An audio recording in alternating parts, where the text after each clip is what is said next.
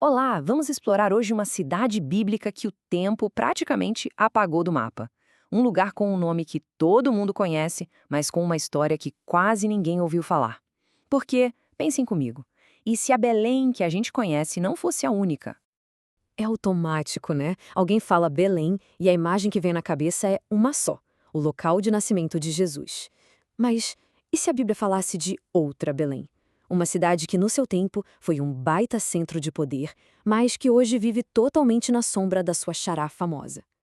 Olha só que interessante essa comparação. De um lado, a Belém de Judá, a superestrela imortalizada nos evangelhos. Do outro lado, a nossa protagonista de hoje, Belém de Zebulon. Fica em uma região completamente diferente, e a fama dela veio por um motivo que não tem nada a ver. É nessa história esquecida que a gente vai mergulhar. Então vamos lá.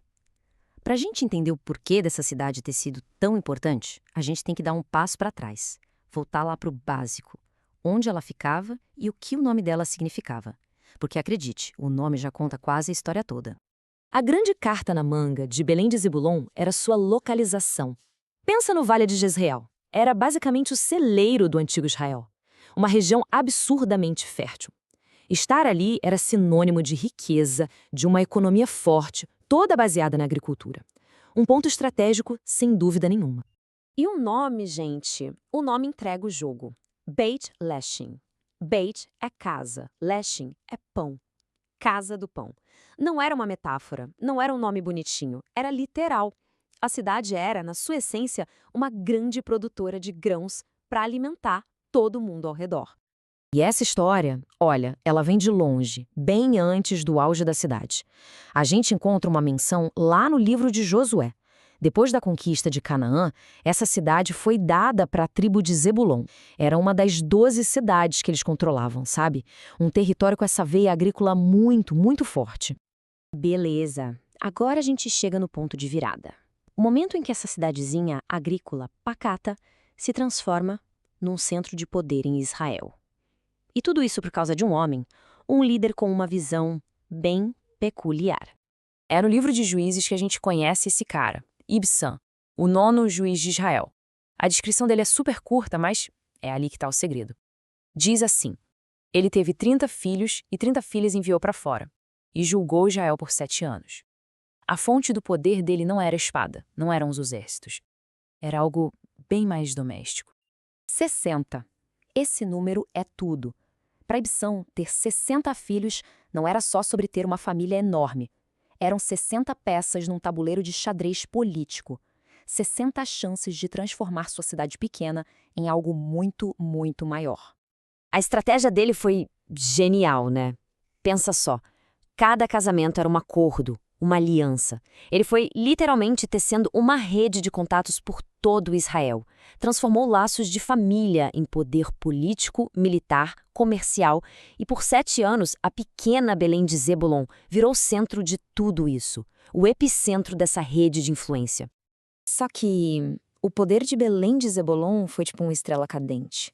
Um brilho intenso, rápido e puf, sumiu. Depois que Ibsam sai de cena, a cidade simplesmente mergulha num silêncio absoluto nos registros. E é aí que o mistério de verdade começa. Dá uma olhada nessa linha do tempo. É chocante. No momento, durante o período dos juízes, a cidade está lá, importante. No momento seguinte, nada. Silêncio total.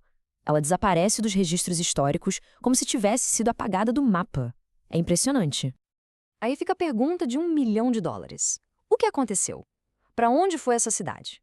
Bom, os historiadores têm algumas ideias. Uma é que o pessoal simplesmente foi embora, procurando vida melhor em outro lugar. Outra é que ela foi, digamos, engolida por uma cidade vizinha maior. E tem uma terceira teoria, talvez a mais curiosa de todas, que ela pode ter sido uma espécie de embrião da futura cidade de Nazaré. No fim das contas, a história de Belém de Zebulon acaba com um gigantesco ponto de interrogação. A gente não tem provas arqueológicas concretas, não tem ruínas que alguém possa apontar e dizer é aqui.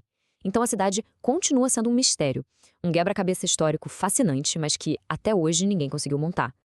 Tá, mas por que se importar com isso? Uma cidade que sumiu há milênios. O que isso muda pra gente hoje?